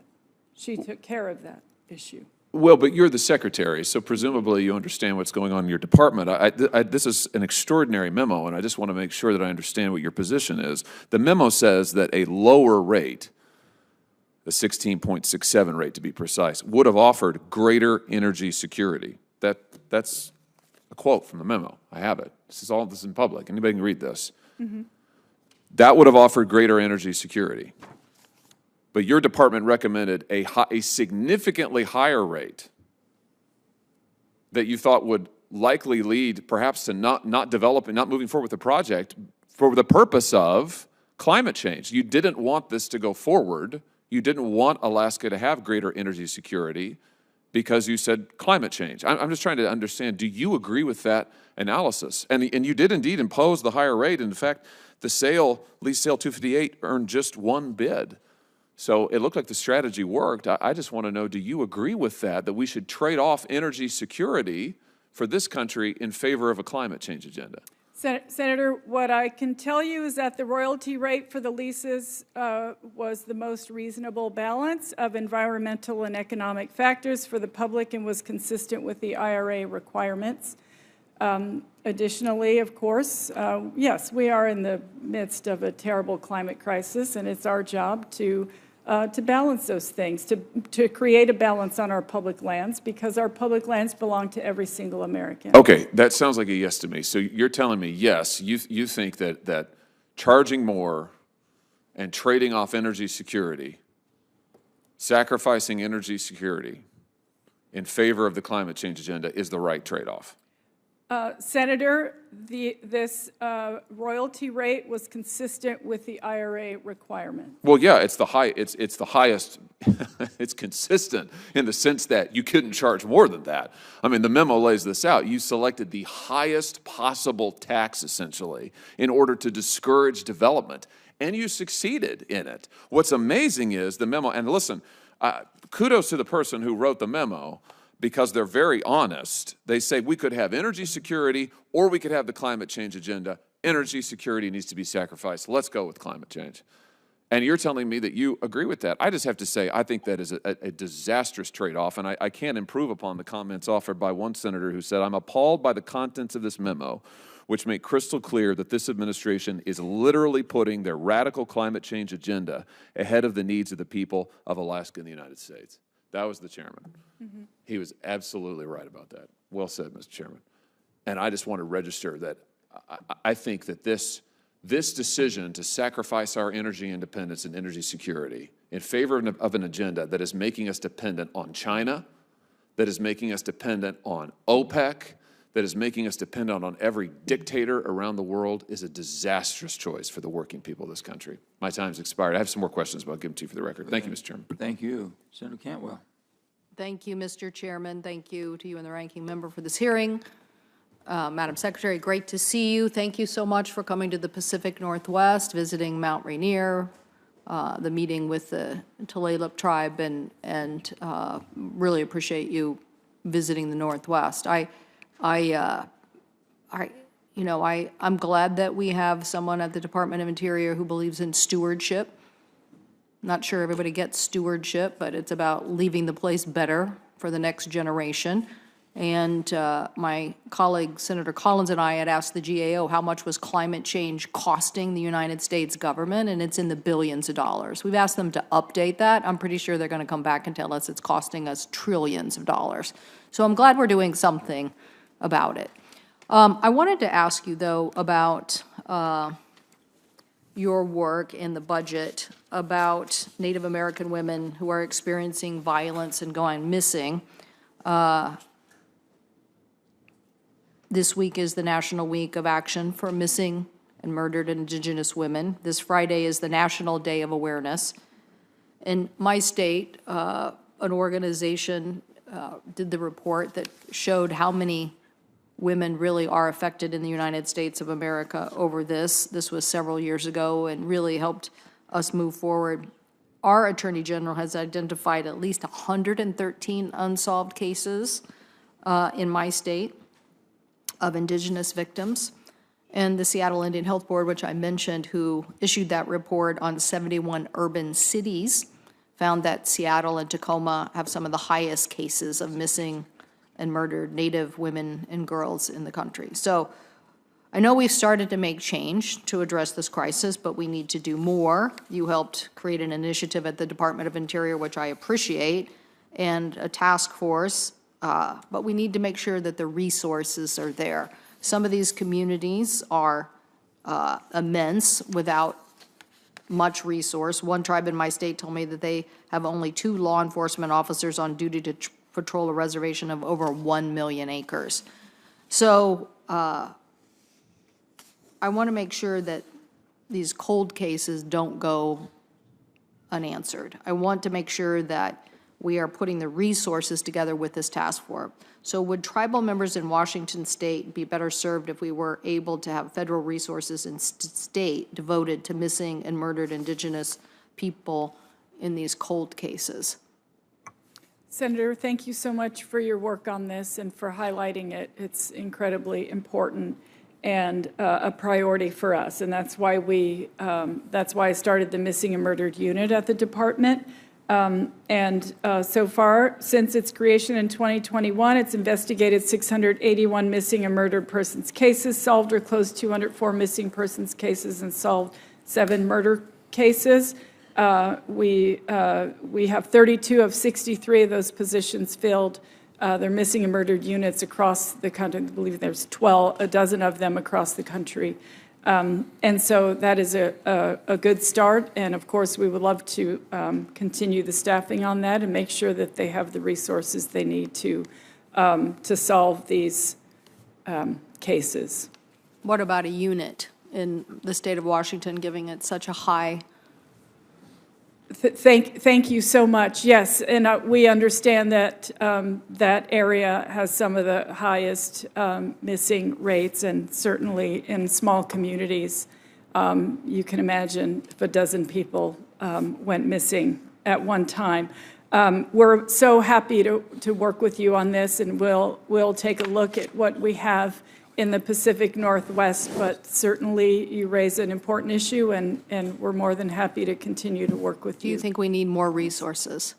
Oh, absolutely. As I mentioned, we have 32 of 63 positions now filled. They are planning to hire a supervisory agent in Washington State soon to add to the agent already on the ground. There's one agent there in the MMU. Sure, we could use more. Thank you. I think that's the answer I was looking for, because clearly we don't have enough resources here. We're a target. You know, we know that there is a lot of trafficking of women. We know that I-5 and vast amounts of land can lead to lots of different issues. So we need more resources. We need everybody working together to try to tackle this issue. So thank you. Thank you, Mr. Chairman. Senator Kelly. Thank you, Mr. Chairman. Secretary Haaland, I wanted to just take a moment here to discuss the administration's budget priorities and how they relate to the department's management of the Colorado River. So snowpack in the Colorado River Basin is, I think it's about 154% above average. I think runoff is a little bit better than that, but that doesn't mean this drought is over. Worst drought in over 1,000 years, as far as we can tell. And one good year of snowmelt is not going to reverse 20 years of prolonged drought. And it's left Lake Powell and Lake Mead at historically low levels. And this is a long-term problem. This is why Congress has provided significant resources to the department in the bipartisan infrastructure law and in the Inflation Reduction Act. Can you provide an update on how the bipartisan infrastructure law and the Inflation Reduction Act dollars are being spent, and how much is left of that money, how much is left to address drought across the West, both through infrastructure and efficiency upgrades through conservation? Thank you very much for the question, Senator. And of the $8.3 billion in bill funding through fiscal year 2026, Reclamation has allocated about $1.8 billion to projects across the West for water conservation and recycling, more storage, rehabilitation of infrastructure, and so forth. This also includes last month's announcement of an additional $140 million to fund 84 projects conserving over 230,000 acre-feet of water. We are also working quickly to use the $4 billion in funding provided within the Inflation Reduction Act, $150 million for the Gila River Indian community. That saves about 125,000 acre-feet of water, and more in about similar in 24 and 25. In the Upper Basin, $125 million out of a $500 commitment available for a system conservation pilot program. And in the Lower Basin, we've committed $250 million to the Salton Sea. We're happy to get this all on a sheet for you and forward that to you with all the numbers. If That'd be great. So there's about $6.5 billion left in the bipartisan infrastructure law to still be spent on Western water infrastructure. Is that correct? You're better at math than I am, Senator. That sounds about right, though. All right. Well, you know, this issue isn't going away, and having one good year is not, it shouldn't make anyone feel like we have more time. I don't think we don't have more time. We recognize that. Right. Thank you. Secretary Boudreau, you know, one action we took in the bipartisan infrastructure law was to substantially boost funding for water smart grants by $400 million. That's 10 times what we normally do in an annual appropriation for that specific program. And these grants are important because they help farmers increase the efficiency of their irrigation systems. And I want to thank the administration for proposing to increase these grants to $62.4 million. It's the highest proposed increase in this program since 2017. Unfortunately, these grants don't always make it to the communities who need them the most. For example, farmers in Pinal County have benefited very little from the Water Smart program. Last January, they lost their entire Colorado River allocation. All the water they got from the river, gone. Pinal is a major agricultural community in Arizona, so it's important not only for Arizona, it's important for the country. And by some estimates, they've had to fallow about half of their farmland. So, Secretary Boudreau, as the department advocates for this increase in Water Smart grants, I'd like you to look into what actions the department or Congress could take to increase accessibility for Pinal County specifically.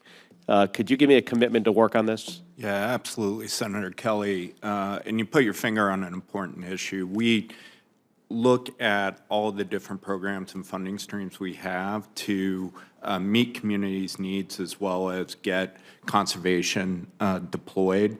And some of those tools don't match up with the needs of communities. And so you absolutely have our commitment to continue to work to figure out how to get water smart resources into the communities that need them. Yeah, Pinal County was just hit really hard and early by the drought contingency plan as levels dropped below, you know, into Tier 2 of the drought contingency. So thank you.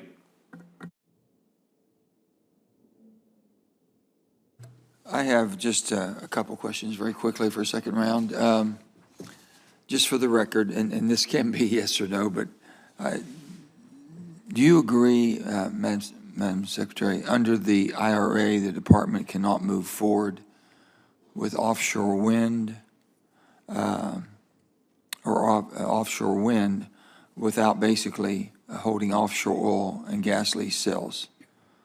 To actually, you understand they're tied. Yes, Okay. yes, Chairman. Of course, we're going to comply with the IRA as written. We understand that it's tied to oil and gas development and renewable development, both onshore and offshore, and we They're are... both on and off, you understand. That's, I'll make sure, Absolutely, yeah. yes, and we will, we'll do what it requires. You know, I'm having just a little bit of problem with the way they're interpreting some of this legislation. I'm not blaming you all, but it's how it's handed down, but the law is the law, and we're going to make sure you enforce the law.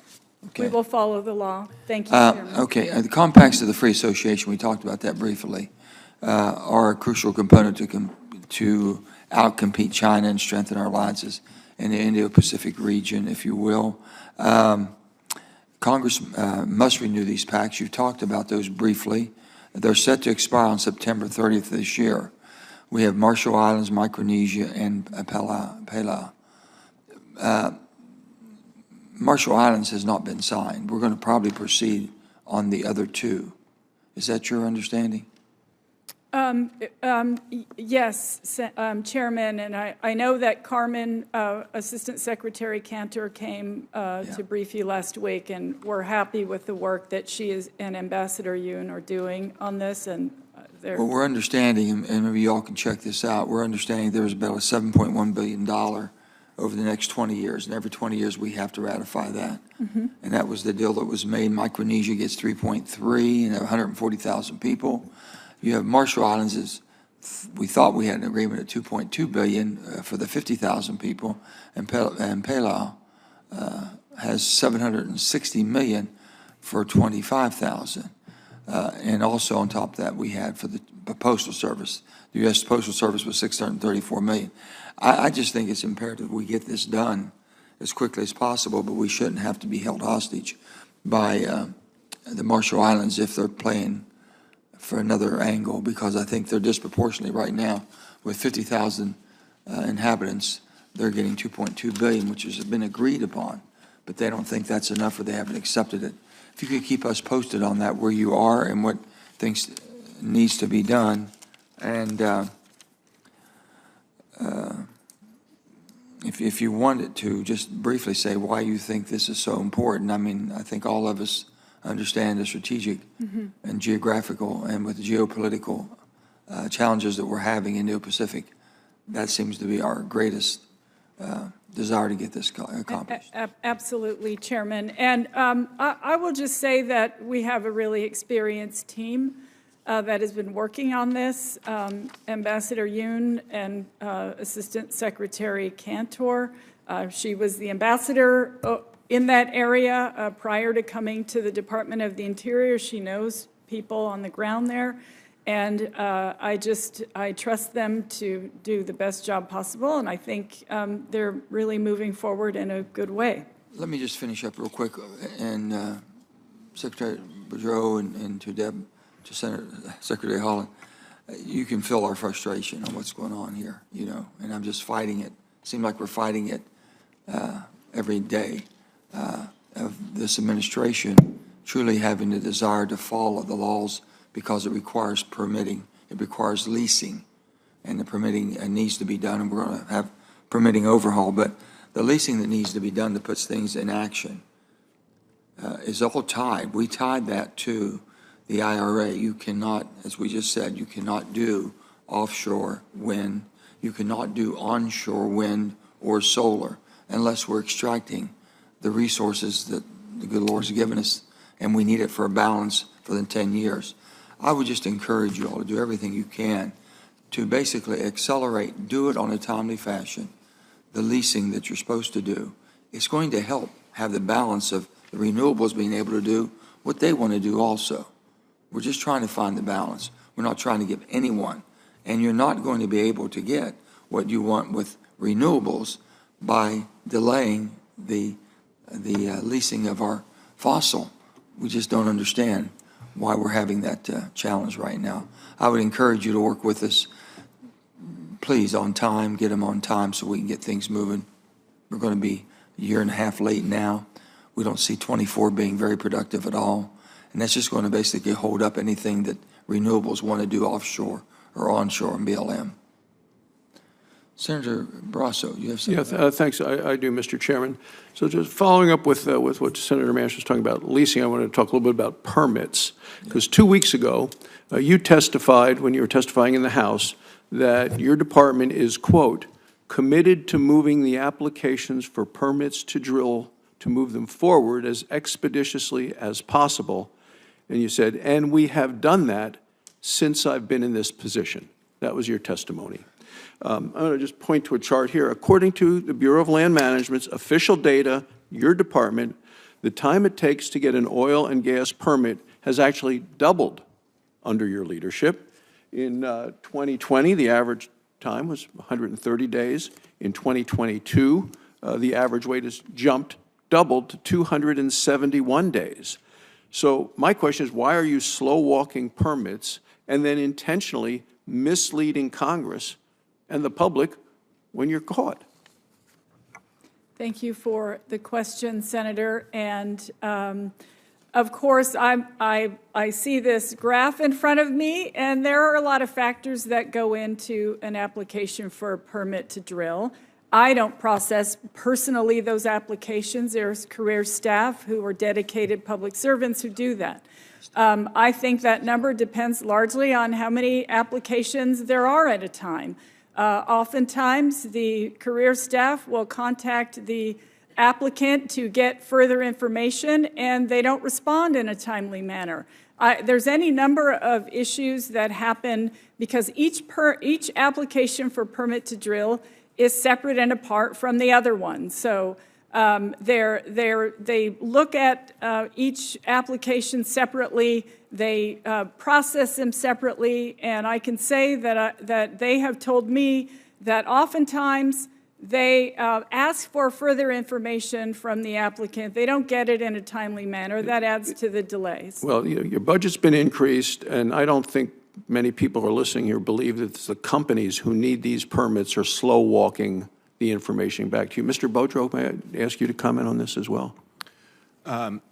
Yeah, I think there are a number of factors. In addition to what the Secretary described, we can't get around the fact that litigation plays a role. And that is why we're committed to a thorough and rigorous and defensible process as we go through leasing and permitting process. Because, as you know, if you really want to throw something off the rails, litigation's the way you do it. Great. Well, let me go back to the Secretary. Thank you. And I want to follow up on the litigation, but with the Secretary, because last month I sent a letter to you along with Senator Lummis from Wyoming and Representative Hageman about a lawsuit, about litigation that has been filed against an oil and gas leases and permits in Wyoming, in my home state.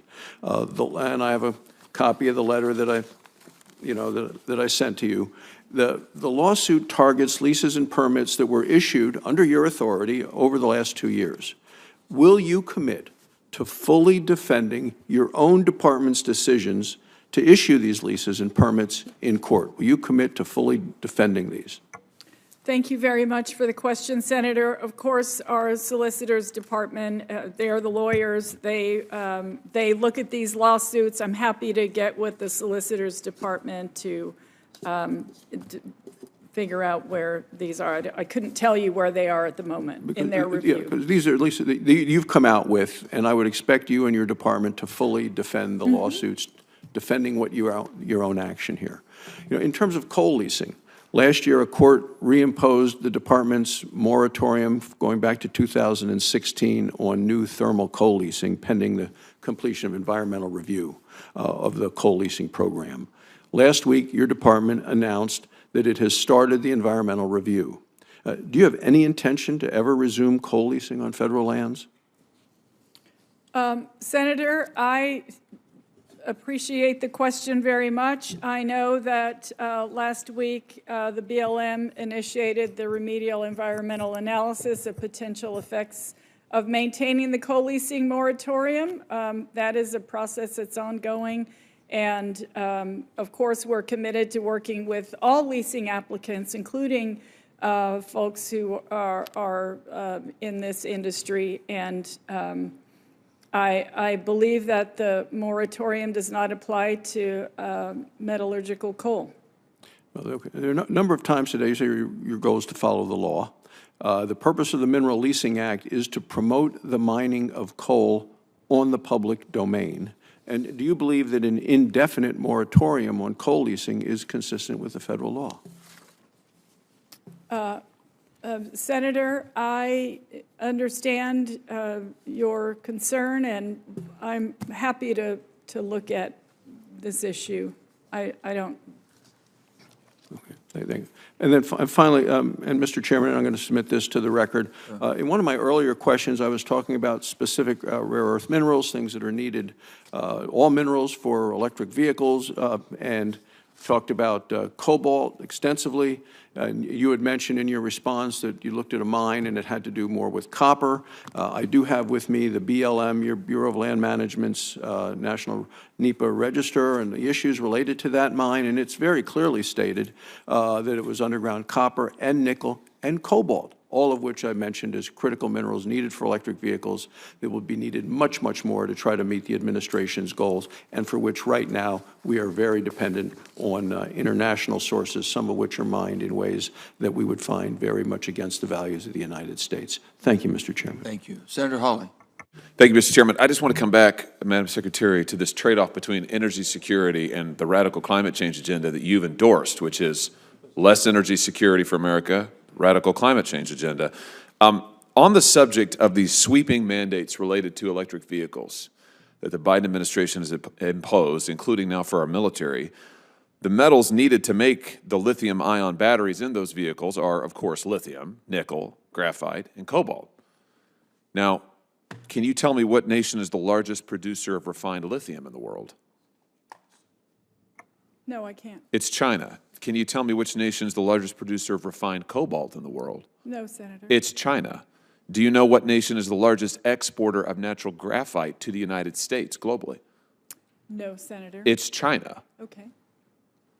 So in all of these instances, these mandates, your decision to trade off our energy security in favor of a radical climate change agenda is making us more and more dependent on China, and at the same time, you are denying mining, blocking permits for mines in this country that would allow us to develop nickel and copper and cobalt.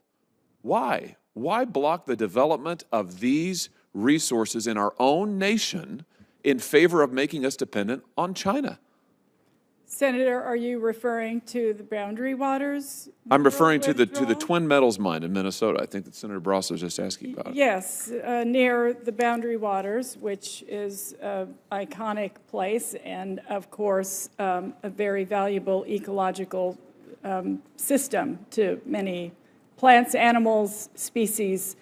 But jobs for, let me just say this though, jobs for blue-collar workers in this nation are valuable resources. The livelihood and well-being of American families are valuable resources.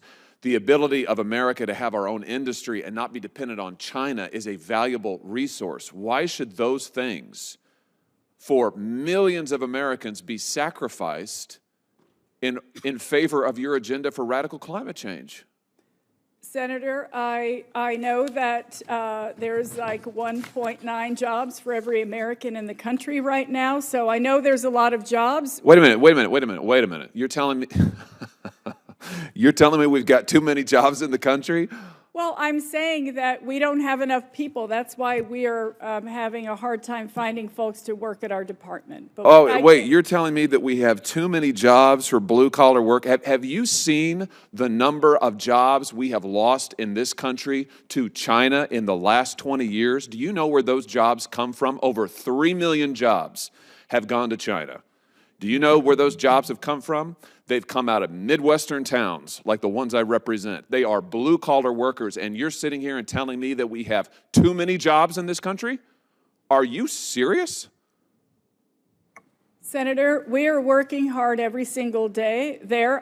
We have processed 20 mining applications, 20 mines or mining modification permits since January of 2021. We are moving forward. We're doing our jobs. We're fulfilling our mission for You're the not moving department. forward, you're moving backward. You're shutting down and denying permits for mines in this country where we can develop our own resources. You're shutting down oil and natural gassing permits. You're approving taxes and royalties that deliberately suppress American energy development in favor of a climate change agenda. And now you're sitting here and telling me we've got too many jobs in this country. We've got gobs of jobs in this country. We don't need any more jobs in this country. I want to take the strongest possible exception to that comment and to that entire mentality, which I think is very honest. I think it reflects the mentality of your administration, which is when it comes to blue-collar workers in this country, you're on your own.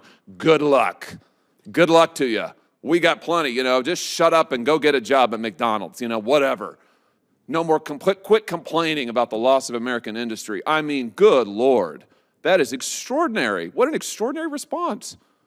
May I say something? Absolutely. The rest of the time's yours. Thank you. Contrary to that, we have created a number of jobs. We have an orphan gas program where we've capped orphan oil and gas wells, an abandoned mine reclamation project that has lifted whole communities up in reclaiming their mine lands that have devastated their communities. These folks have been out of jobs for years, and now because of the bipartisan infrastructure law, because of the Inflation Reduction Act, they found new ways to engage and not only have jobs, but have a vision for what they want their communities to look like. We have plugged orphan gas wells in people's backyards in Pennsylvania, and we're doing so in California and Texas. These are communities that rely on this government to find a way forward for them. There is, unfortunately, a dearth of legacy pollution in this country. Those are jobs, good-paying, well-paying jobs with benefits that Americans are having because of President Biden and his policies, and we're proud to move those issues and those programs forward for the American people. My time has expired. I'll just say in conclusion again, trading off American energy security in favor of your radical climate change agenda, shutting down good-paying American jobs in our energy sector, and then saying the explanation is we've got plenty of jobs in this country, I think is the most potentially, and this is quite a high bar, I might add, the most unbelievable statement I have heard from a member of this administration, maybe in my time in the Senate. Thank you, Mr. Chairman. Thank you. I want to thank all of you again for being here. Appreciate it very much. And the members are going to have until the close of business tomorrow to submit additional questions for the record. The committee is adjourned.